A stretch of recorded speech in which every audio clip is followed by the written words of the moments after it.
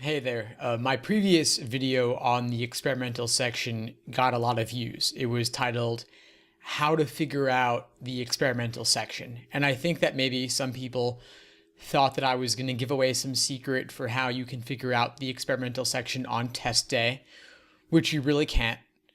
So I retitled that video to say after the test in parentheses to try and clear that up. But I thought maybe I would take a moment to think about how could you figure out the LSAT experimental section on test day. In the past, you could be certain, you could trust that the experimental section would always be one of the first 3 out of your 5 on LSAT test day. But at least a few years back now, LSAC changed that policy so that the experimental could be any one of the 5 sections. So it could be any of logic games, logical reasoning, or reading comprehension. So the question remains, of course, could you figure it out during the LSAT and then be able to put your head down and rest and do nothing for 35 minutes? That would be awesome if you could, but the truth is you can't.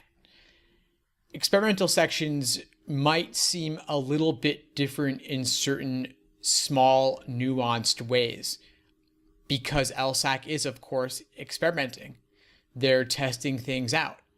But on the test itself, when you're under that severe time constraint, and you're probably taking the LSAT because you want to go to law school, so this matters for you, do you really want to take the risk of blowing it all on the hopes that you'll get lucky and guess correctly?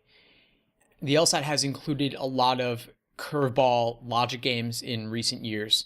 They've also used some unfamiliar question stems for familiar question types. So LSAC is constantly innovating. The fact that something might seem new or different in some way is no guarantee for you that it's the experimental section. Of course, if you notice that you have 2 games or 2 reading comp, one of those will be the experimental, but that doesn't mean that you'll be able to figure out which one, especially in the heat of the moment, in the stress of it being the real thing. So my advice to you is to complete all 5 sections as if they're scored, as if they count. The one section where you can relax a bit is the writing sample. I would still give your full effort on it. I wouldn't draw pictures on it or something. I would take it seriously and answer the question. But the writing sample, on the other hand, is something where you don't really have to produce Shakespeare or your best writing ever. You can save that for your personal statement. But experimental sections are only to be figured out afterwards. Don't waste time during the exam trying to figure it out for yourself. You're taking a big gamble if you do.